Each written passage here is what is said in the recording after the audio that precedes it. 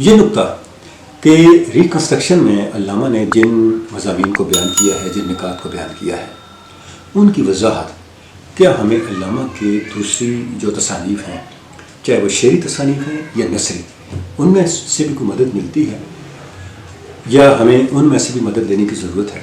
تو اس میں ایک بڑی اصولی بات ہے کہ ریکنسٹرکشن کے اندر جب بھی علامہ نے کسی ایشو کو ڈسکس کیا ہے، جہاں کہیں بھی، ظاہر ہے جتنی ضرورت تھی اور جتنی سامعین کی فہم کا تقاضا تھا، اس کے مطابق علامہ نے وہاں پہ گفتگو کی ہے۔ اگر آپ اس کو یعنی ریکنسٹرکشن میں بیان کیے گئے علامہ کے موقف کو علامہ کی پوری فکری کائنات سے آئسولیٹ کر کے دیکھیں گے تو اس سے بھی غلط فہمیاں پیدا ہوں گی اور ابہامات پیدا ہوں گے۔ ہم یہ جو انٹرو دے رہے ہیں، ابتدائی گفتگو کر رہے ہیں ریکنسٹرکشن پر باقاعدہ اپنی گفتگو کے آغاز سے پہلے، اس کا بنیادی مقصد یہ ہے کہ وہ چند بنیادی باتیں ہم طے کر دیں جن کو پیش نظر رکھنا ریکنسٹرکشن کے مطالعے کے لیے ضروری ہے، تاکہ اس دوران کسی طرح کی کوئی غلط فہمی یا ابہام یا کنفیوژن پیدا نہ ہو۔ کیوں کنفیوژن پیدا ہوئے؟ علامہ کی ریکنسٹرکشن کے کانٹیکسٹ کے حوالے سے اس کا بنیادی سبب یہ ہے کہ چیزوں کو جزون اٹھایا گیا اور اس کو پورے کانٹیکسٹ کے ساتھ سمجھنے کے بجائے کانٹیکسٹ سے اور علامہ کے جو پورا فکری پرسپیکٹو ہے اس سے آئسولیٹ کر کے جب اس کو سمجھنے کی کوشش کی گئی تو اس سے پھر مسائل پیدا ہوئے۔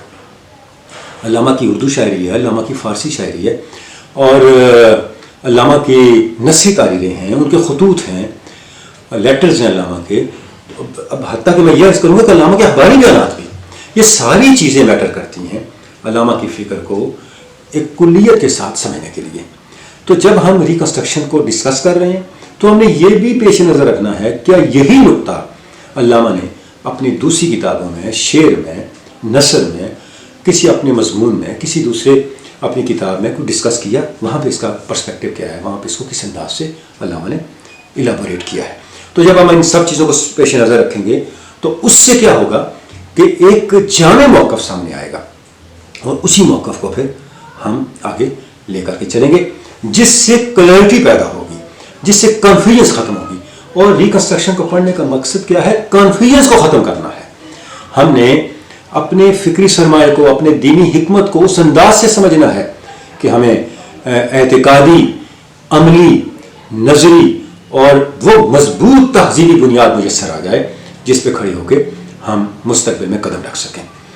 اور اگر خدا نہ خواستہ ہم کنفیوژنس کے نئے دروازے کھولیں تو اس سے تو علامہ کا اپنا مقصد بھی جو ہے وہ فوت ہو جاتا ہے، جس کے لیے انہوں نے یہ خود بات ارشاد فرمائے تھے۔ اب میں ایک دو مثالیں دینا چاہوں گا تاکہ اس نقطے کی وضاحت ہو جائے کہ جب تک ہم علامہ کی جو دوسری کتابیں ہیں، علامہ کی جو دوسری تحریریں ہیں، ان کو پیش نظر نہیں رکھتے تو ریکنسٹرکشن میں بیان کیے گئے تصورات کی کم حق و وضاحت نہیں ہو سکتی۔ ایک کانسیپٹ، ایک اصطلاح ہے روحانی جمہوریت، اسپرچل ڈیموکریسی، جو علامہ نے ریکنسٹرکشن میں استعمال کی ہے۔ اور میں یہاں یہ بھی عرض کرنا چاہوں گا کہ علامہ ہماری فکری تاریخ کی پہلی شخصیت ہیں جنہوں نے مسلم پولیٹیکل تھاٹ کے لیے اور مسلم پولیٹیکل سسٹم کے لیے اسپرچل ڈیموکریسی کا لفظ استعمال کیا، یہ اصطلاح استعمال کی ہے اور روحانی جمہوریت کی اصطلاح استعمال کی ہے۔ اچھا، اب یہ روحانی جمہوریت ہے کیا؟ جب ہم ریکنسٹرکشن میں دیکھتے ہیں تو ہمیں اس کے دو تین جو سیلینٹ فیچرز ہیں وہ ہمارے سامنے آتے ہیں۔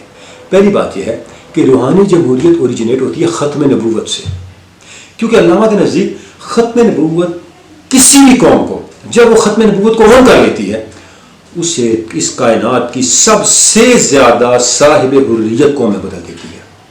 یعنی ختم نبوت کا تصور اور ختم نبوت کا عقیدہ کسی بھی قوم کو ہر طرح کی ظاہری، باطنی، ذہنی، فکری، روحانی اور ہر طرح کی غلامی کے بندھنوں سے آزاد کر دیتی ہے۔ تو علامہ کہتے ہیں مسلم امہ، مسلم قوم جو ختم نبوت کے ساتھ اپنی آئیڈینٹی رکھتی ہے اور اپنا وجود اس کا قائمی ختم نبوت کے ساتھ ہے، اسے دنیا کی سب سے آزاد ترین اور باحریت قوم ہونا چاہیے، اور اس کے شعور کو، اس کے فہم کو، اس کی پرسیپشنز کو، اس کے اسلوب حیات کو کسی بھی طرح کے غلامی کے بندھن میں مقید نہیں ہونا چاہیے۔ جب اس مزاج میں ڈل جائے گی ملت اسلامیہ تو پھر وہ اس سسٹم کو ڈیولپ کرے گی جس کا انسانیت کو انتظار ہے، اور اس سسٹم کا عنوان ہے اسپرچل ڈیموکریسی۔ اچھا، یہ تو اس کی ایک نظری بنیاد ہو گئی۔ اب وہ عملی شکل میں کیسے سامنے آئے گی اسپرچل ڈیموکریسی؟ اور جب ہم اس کو سمجھنا چاہتے ہیں تو پھر ہمیں جانا ہوگا علامہ کی دوسری تحریروں کی طرف. مثلا علامہ کی ایک تحریر ہے اسلام اینڈ نیشنلزم. اچھا اس میں علامہ نے اس چیز کی وضاحت کی ہے کہ حضور اکرم صلی اللہ علیہ وسلم نے جو نظام دیا وہ نظام کیا تھا. علامہ نے کمال بات کی کہ مقام محمد عربی سے میری کیا مراد ہے. علامہ فرماتے ہیں جب میں یہ کہتا ہوں کہ ابھی تک ہم نے مقام محمد عربی کو نہیں پہچانا، اس سے میری مراد یہ ہے کہ وہ کام جو انسانیت صدیوں میں نہیں کر سکی، حضور اکرم صلی اللہ علیہ وسلم نے 23 سال کے مختصر عرصے میں کر کے دکھا دیا. وہ کام کیا تھا؟ ایک ایسے انسانی معاشرے کا قیام جس میں معیار عظمت نسل نہ ہو، رنگ نہ ہو، علاقہ نہ ہو، زبان نہ ہو، حسب نہ ہو، نسل نہ ہو، بلکہ صرف اور صرف نفس انسانیت ہو، کردار ہو، کریکٹر ہو، ویلیوز ہو، اقدار ہو. علامہ کی عجیب بات یہاں کہتے ہیں کہ اگر حضور اکرم صلی اللہ علیہ وسلم قریش کے ساتھ کوئی کمپرومائز خدا نہ خواستہ کر لیتے اور مکہ ہی میں رہ کے اپنے مشن کو جاری رکھتے، یہ غلط نہ ہوتا. لیکن اس کا نتیجہ کیا نکلتا کہ آپ خاتم النبیین کے بجائے ایک پیٹریوٹ ریفارمر ہوتے. لیکن آپ کو اللہ رب العزت نے خاتم النبیین بنا کے بھیجا، آپ نے ان تمام آفرز کو ٹھکرا دیا، وطن چھوڑا، ایک دوسری جگہ تشریف لے گئے اور وہاں پہ اس ریاست کی بنیاد رکھی جو میثاق مدینہ پہ قائم تھی. اور وہ ریاست جو تھی وہ ان تمام قیود سے آزاد تھی، ان تمام جکڑ بندیوں سے آزاد تھی جن میں انسانیت صدیوں سے from very first day till that day مقید تھی، قید تھی. اچھا اس کے بعد ہم دیکھتے ہیں کہ علامہ کی ایک اور تحریر ہے مسلم پولیٹیکل فلاسفی. اس میں بھی ہمیں اس کے کچھ ٹریٹس ملتے ہیں، کچھ فیچرز ملتے ہیں کہ ایک اسپرچل ڈیموکریسی اور ایک آئیڈیل ڈیموکریسی کس طرح ڈیولپ ہوتی ہے اور مسلم سوسائٹی وہاں تک کیوں نہیں پہنچ سکی. یعنی کیا رکاوٹیں رہیں کہ ہم صدیوں کا سفر طے کرنے کے باوجود بھی. اور جیسے علامہ نے بانگ درا میں فرمایا کہ ہو چکا اس قوم کی شان جلالی کا ظہور ہے مگر باقی ابھی شان جمالی کا ظہور. بھی وہ شان جمالی کدھر ہے؟ وہ شان جمالی اسپرچل ڈیموکریسی سے ڈیمانسٹریٹ ہوگی، اس سے امباڈیفائی ہو کے انسانیت کے سامنے آئے گی. اس کا بھی ہمیں انتظار ہے. مسلم پولیٹیکل فلاسفی جو علامہ کی تحریر ہے اس میں ہمیں اس کا جواب ملتا ہے. اچھا جاوید نامہ میں آپ جائیں، وہاں پہ علامہ نے محکمات عالم قرآنی کو ڈسکس کیا ہے. 4 قرآن مجید کے بنیادی اصول ڈسکس کیے ہیں، تفصیلات ان کی بیان کی ہیں جو ایک آئیڈیل مسلم سوسائٹی اور ایک آئیڈیل مسلم اسٹیٹ کو اسٹیبلش کرنے کے لیے ضروری ہے. اس میں پہلا کیا ہے؟ خلافت آدم. سب سے پہلے آدم کو اللہ نے اپنا خلیفہ بنایا. اس کا مطلب کیا ہے؟ اس کی مضمرات کیا ہیں؟ عملی، علمی، نظری اور اطلاقی مضمرات کیا ہے؟ ان کو علامہ نے ایکسپلین کیا. دوسرا کیا ہے؟ حکومت الہیہ. اور تیسرا ارض ملک خدا است، یعنی زمین کا مالک سوائے خدا کے کوئی نہیں ہو سکتا. جیسے ابلیس کی مجلس شورا میں علامہ کہتے ہیں اس سے بڑھ کر اور کیا فکر و عمل کا انقلاب، بادشاہوں کی نہیں اللہ کی ہے یہ زمین. یعنی یہ رسول اللہ صلی اللہ علیہ وسلم کا فیضان ہے، آپ کا احسان ہے. آپ نے انسانیت کو یہ تعلیم دی فار دی فرسٹ ٹائم. یہ جو قانونیت کا ذہن نسلاً بعد نسلاً انسانیت کے اوپر مسلط تھا، آپ صلی اللہ علیہ وسلم نے اس کو چکنا چور کر دیا، انسانیت کو اس کے جکڑ بندی سے آزاد کر دیا. فرمایا جو کچھ تمہارے پاس ہے تم اس کے مالک نہیں ہو، اس کے امین ہو، اس کے ٹرسٹی ہو. آپ تصور کریں جب یہ تصور پیدا ہو جائے کہ آپ کسی چیز کے خود مالک نہیں ہیں، امین ہیں، تو آپ کا پورا پرسپیکٹو چینج ہو جاتا ہے. اور رہ گئی زمین تو اس کا مالک تو ہے ہی اللہ. علامہ نے یہ تیسرے محکم قرآنی کے طور پر اس کو ڈسکس کیا. اور چوتھا حکمت خیر کثیر است.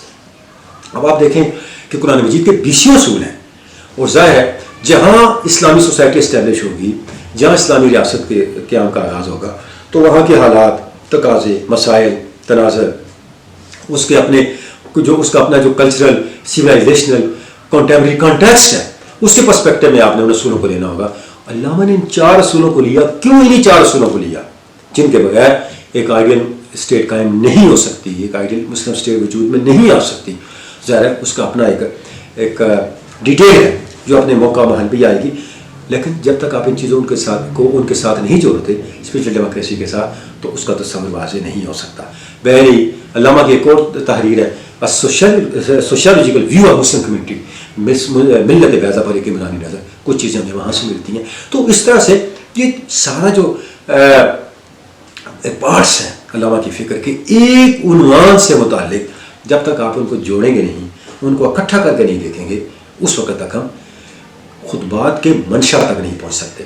تو ہمیں علامہ کی فکر کو ان پارٹس نہیں، ان ٹوٹیلٹی انڈرسٹینڈ کرنا ہے، ان ٹوٹیلٹی سمجھنا ہے اور دیکھنا ہے کہ اس تصور کو دوسری جگہ پہ کیسے بیان کیا گیا. اچھا، ایک اور بڑا کنسیپٹ ہے ریکنسٹرکشن کے اندر، اور وہ ہے جنت و جہنم کا تصور.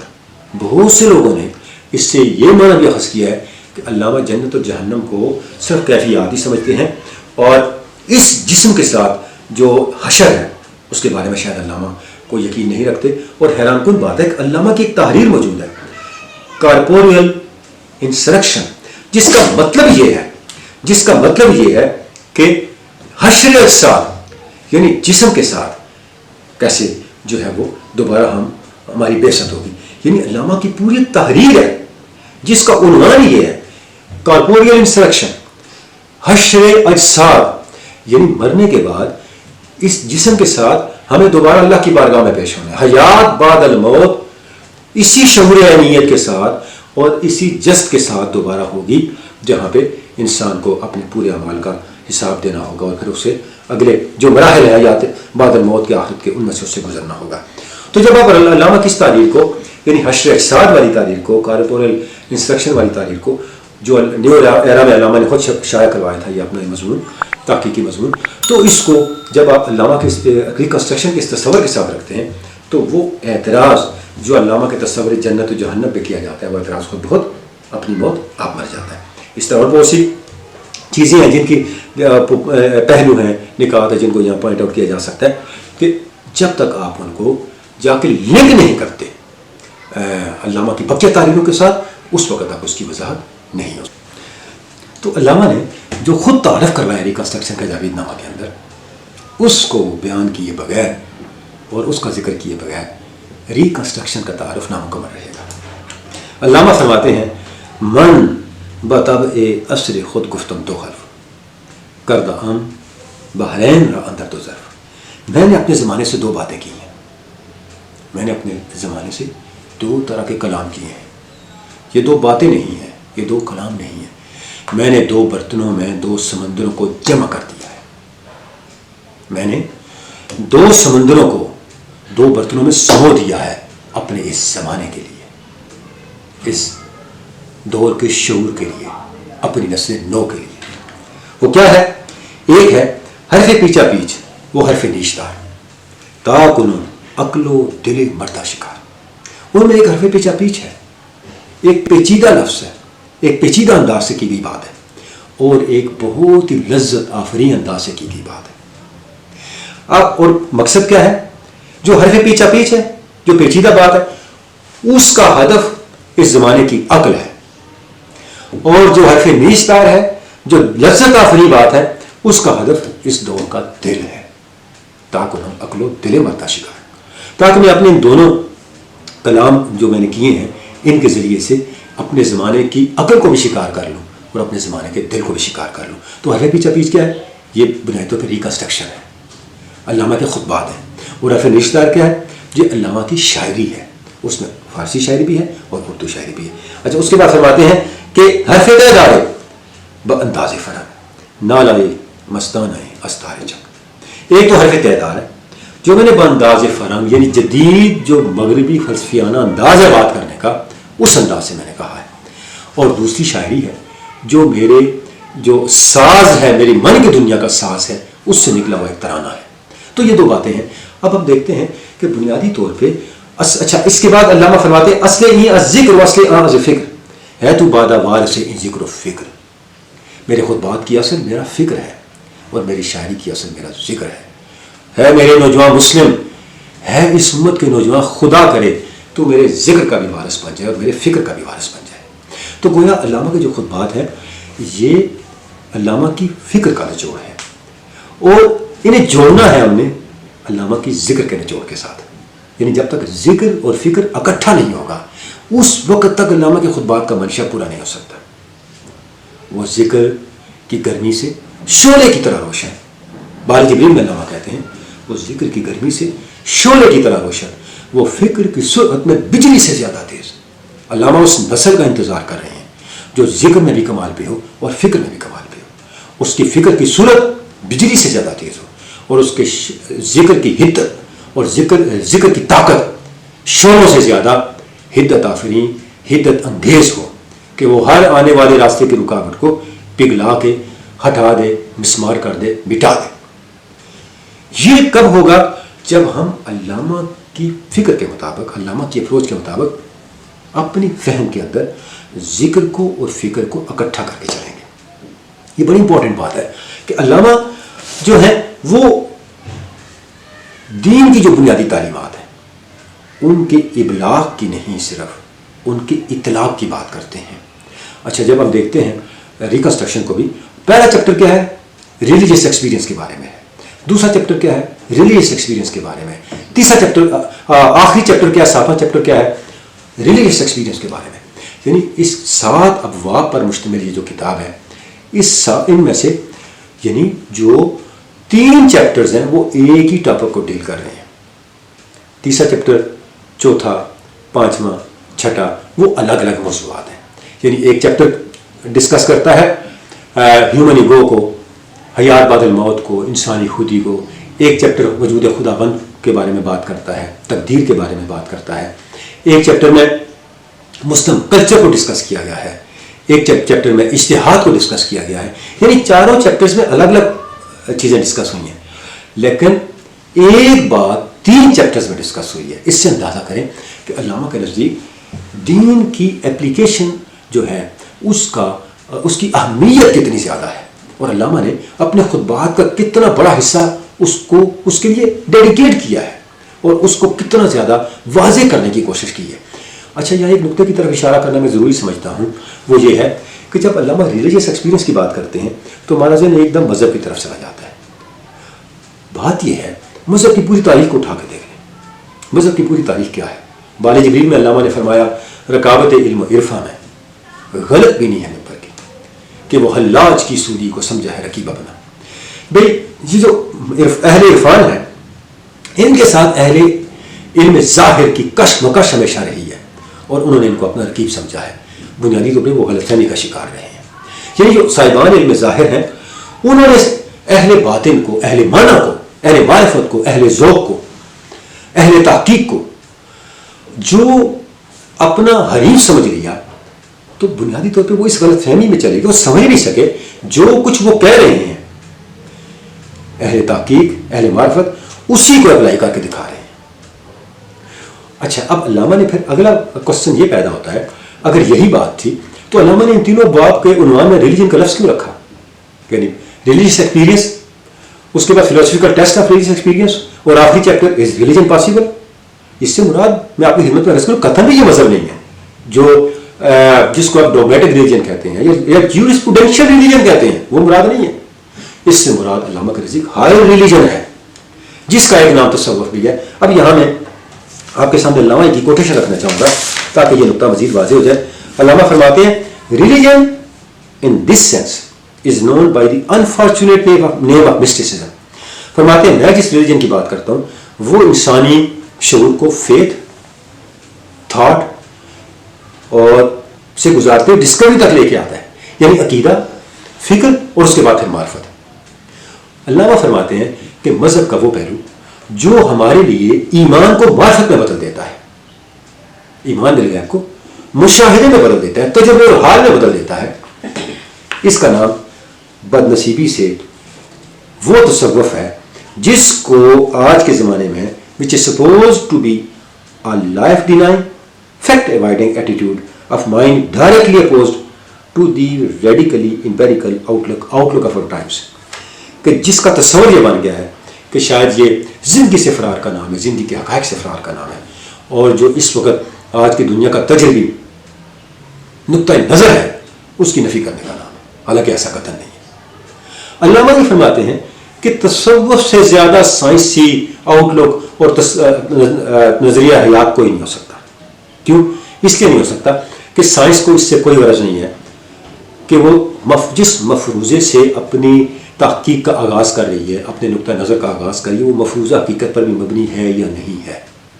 علامہ یہ کہتے ہیں کہ ایک سائنسدان اس بارے میں بودر نہیں کرتا کہ جس الیکٹران کی وہ بات کر رہا ہے وہ پریکٹیکلی ایگزسٹ بھی کرتا یا نہیں کرتا، لیکن ایک مسٹیک کبھی بھی مفروضے پہ اپنے کسی تصور کی بنیاد نہیں رکھ سکتا۔ اس پہ ہم آگے چل کے بڑی ڈیٹیل سے بات بھی کریں گے جب اپنے مقامات پہ یہ چیزیں ہیں کہ یہ میں کوٹیشن آپ کے سامنے علامہ کی آخری خطبے سے رکھ رہا ہوں. فرماتے ہیں it is the yet high religion which is only a search for a larger life is essentially experienced and recognized the necessity of experience as its foundation long before science learned to do so. فرماتے ہیں جو high religion ہے، high religion سے کیا مراد ہے؟ تصوف، صوفیاء جنہوں نے صرف دین کو پڑھا نہیں ہے. امام غزالی کے الفاظ میں یہ اہل ذوق ہے، انہوں نے دین کو چکھا ہے، انہوں نے دین کو کا تجربہ کیا ہے، اس کو اپنے حال میں ڈالا ہے. علامہ فرماتے ہیں کہ یہ جو ہائی ریلیجن والے لوگ ہیں انہوں نے ایکسپیرینس کر کے پھر بات کی ہے، مفروضے میں بات نہیں کی. اور یہ بات سائنس نے بہت بعد میں جا کے سیکھی ہے کہ 7واں خطبہ علامہ کا از ریلیجن پاسبل. سائنس نے یہ بات بہت بعد میں جا کے سیکھی ہے کہ تجربے کے بغیر آپ کسی مفروضے کو نظریہ نہیں بنا سکتے.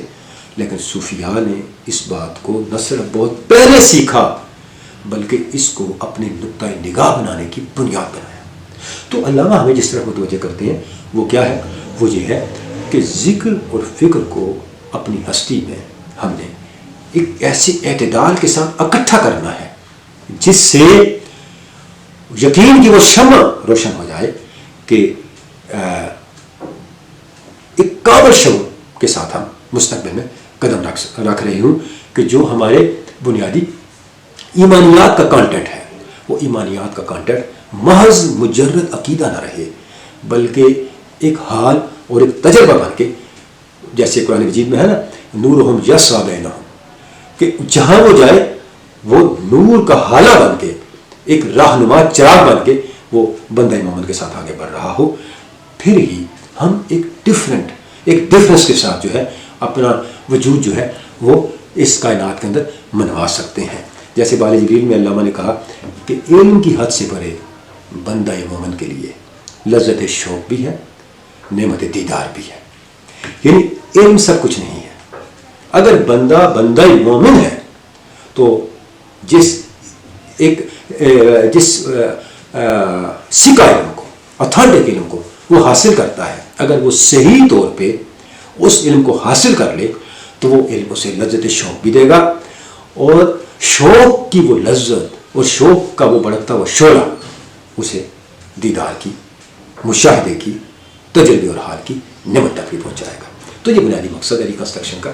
ہم نے اپنی جو گفتگو کرنی ہے انشاءاللہ العزیز اللہ کی توفیق سے، اس میں بنیادی مقصد یہی ہوگا کہ اس منزل کے راستے کی رکاوٹیں کیا ہیں اور ہم نے ان رکاوٹوں کو کس طرح سے